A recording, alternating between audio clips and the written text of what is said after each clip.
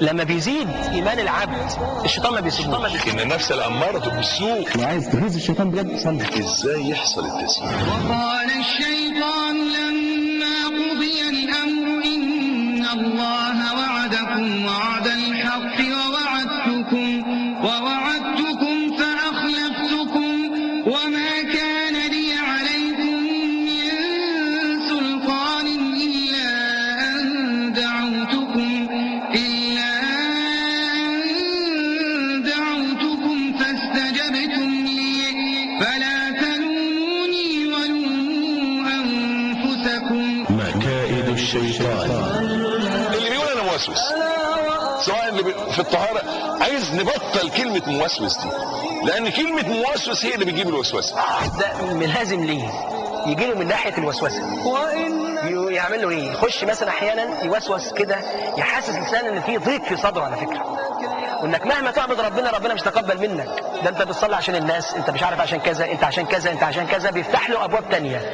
ما جالوش من الناحيه ديت، بيجي من ناحيه تانية خالص، ان يحسسك ببروده العباده.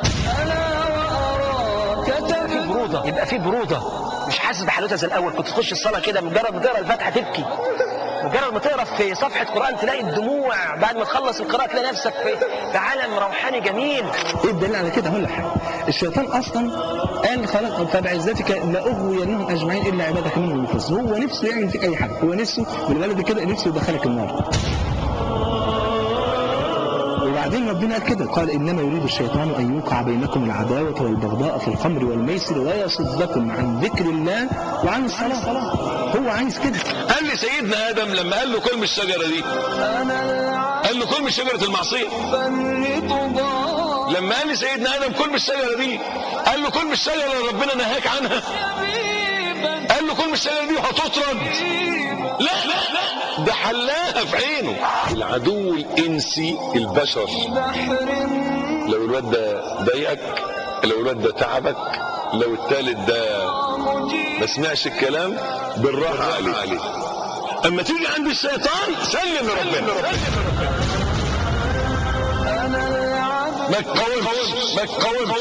ما تقاومش بنفسك. سولت لأمة محمد المعاصي فقطعوا ظهري بالاستغفار، فسولت لهم ذنوبا لا يستغفرون منه.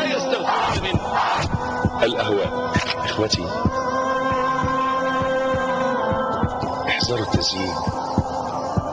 الشيطان يزين لك الباطل ويبينه لك في صورة الحق. دي نمرة واحد الشيطان. 2 قسوة القلب. لما يبقى قلبك قاسي تشوف الحق باطل والباطل حق. الشيطان له صوت مستفز.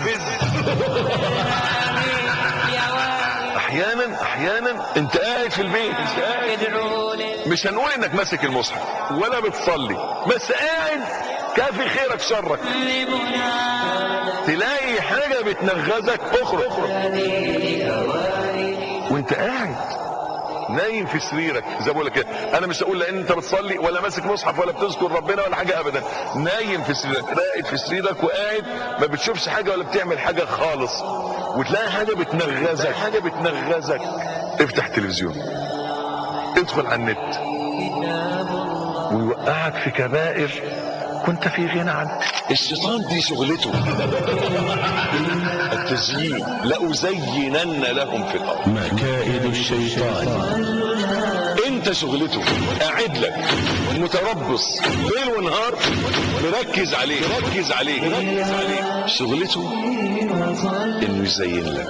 انا عايز اقول لك ان الشيطان عارفك اكتر منك، قرينك والشيطان الكبير، وكلهم كل الشياطين عارفين امكانياتك وقدراتك وعارفين انت تقدر عليه وما تقدرش عليه، وايه مداخلك وايه نقاط ضعفك. عشان كده حرب الشياطين مش سهل. خلي بالك ان الشيطان له فخوخ بيعمل لك فخ عشان يصطادك، عامل لك سناره وحاطط لك فيها طعم عشان يلقطك، نصب شبكه عشان يوقعك. خلي بالك وانت خلي بالك الشيطان مترصد لك بيلف وراه.